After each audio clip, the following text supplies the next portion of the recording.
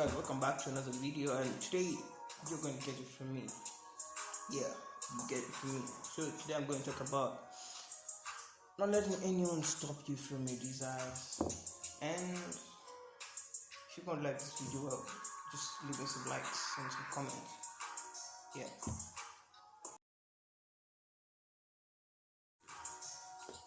So I'm going to start off by letting you know a few things. So number one, if you love something, let people know that you love something. Yes. What I'm saying is, if you love something, do it so much that other people actually see that you really love to do it. Yes. If you love to play football, then take so many hours aside in the field, kick the ball, do any sort of thing any soccer related stuff. Yes. Just show it to people that you love what you're doing. Number two, I have this coach who actually motivates me and told me I love people who fail, because the people who fail learn from experience. I mean, if you fail, then you know I did this wrong and I have to correct. Yeah. So that's the good thing about failure. Never take it as the end, guys. If you fear something, I will tell you. I feared speaking in front of people, and I still have that fright, yes. But actually, I put my fear into test. What I do, I practice the fear until that fear becomes part of me, that I won't feel it. Well, I'm still developing that. One time it's going to reach that level, I'm sure.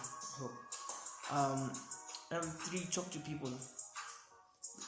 When you talk to people, people may know how to help you.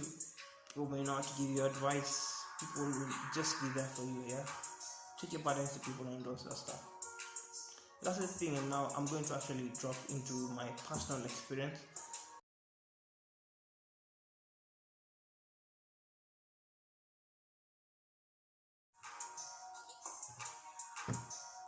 Okay, hear my story. Well, in my life has been madly in love with football. As in, I'm so crazy and obsessed about football.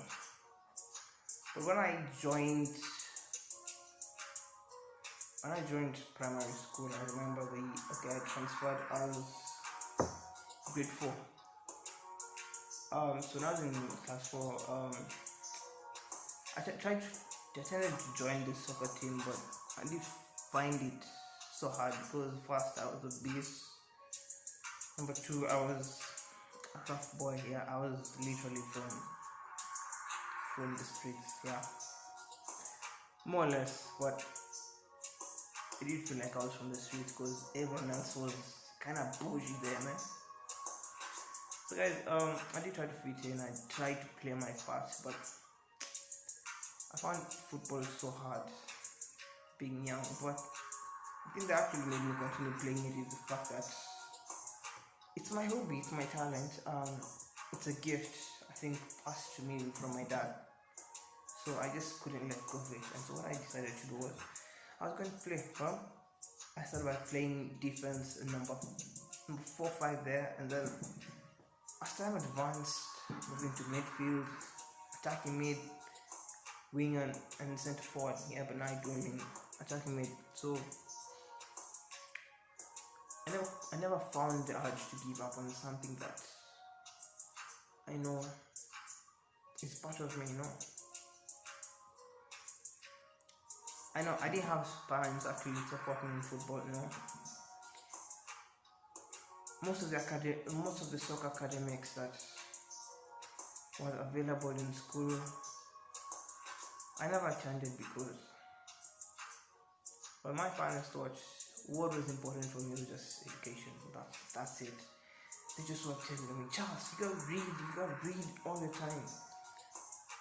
Well, neither did my education. My performance reflect I was reading, but I knew I loved football. That's something I couldn't just avoid. So most of the time I was told to go read. Most of the time my parents would actually get me free and tell me, take this book, I want you to read it. I would feel like it was a punishment. So what I would do was, I'd wait for the right time and just go out and play and play and play. As in, I think I would piss my parents so much that they just became used to it. So they see me outside playing, they knew that I was just into games. I was just into football. There was nothing else. So guys, I think one of my biggest achievements was in primary school when I surprisingly got a school dad and a school mom as my sponsors. Yes, so they actually sponsored me for the soccer academy that was training in my school, and so they bought for me everything that I required. They signed me up for the club. They bought me all the gear that I needed, and wow, I trained. And this is all because I exposed myself. As in, when we had sports day, when we played against other schools, the sports teacher really knew my position, so he made sure that I was never in the bench. Number one, I was a man of the team. Yes, I was the man of the team. I carried the team. I was the captain, and I really played an important role in the school team, the soccer school team. Yeah, so they really needed me, guys. And when I finished primary school, I went to high school, year one. So what I did, and I made sure that happened, was I made sure that everyone knew within the first few weeks, everyone knew that I really know how to play ball. Yeah. So what I did was I showed off. Yeah. It was more or less of a show off, but in a good way. Yeah. So when we actually just did a few matches here and there, just like playing street soccer matches, I did make sure that everyone sees that I'm skillful, I'm talented, and I'm hardworking in the field, and that's how I think I got a chance to enter a school soccer team, as a year one student. That's how I entered the soccer team, because my show of skill. And so happened that this same year, I couldn't be able to actually join this soccer academy that came. It's called To Talent of Africa. I wasn't able to. My parents wasn't in support of me joining that. So what happened was, my sports teacher, again, wow, it just happened. So my sports teacher actually brought me good news and told me that I was the first person to be sponsored to the academy. Well, I was just happy because, wow, football is my thing and I couldn't let go of it. So guys, but now what happened is that I was given a position that I really didn't like to play, but this is where I am currently, and I have to fight alongside. Yeah, I have to play that position and then seek for another better position to play on in the future. But guys, here's the thing: never let anyone spoil it. Never let anyone interfere you from your desires.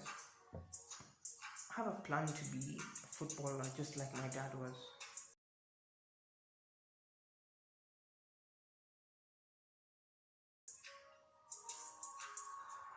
I have what it takes to be. Yes, I may not be good in education. I may not be confident to do other stuff, but I know within me lies football. And I'm not gonna let it go. So I just have to. I know it's okay. I never do feel like I'm being pressured to play football, because when I'm in the field, I feel like I don't feel like anything is going through my mind. Literally, I'm just living the moment.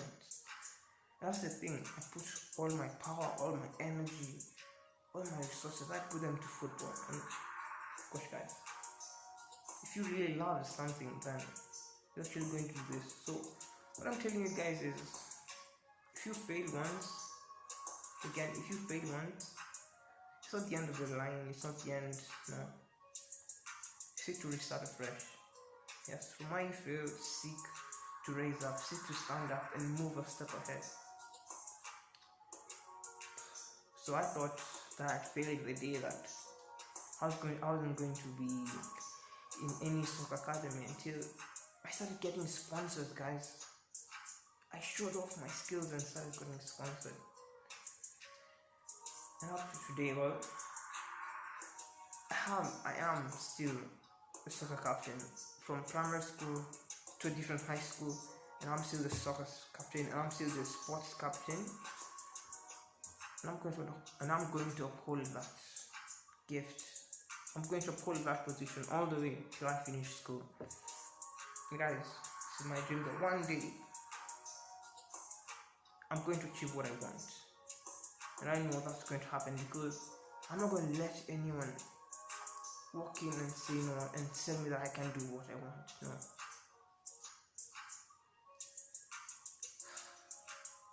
The only thing that is actually stopping me from my desires may be myself.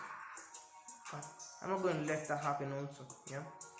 So guys, don't let anything tell you that you can't do what you desire of your heart.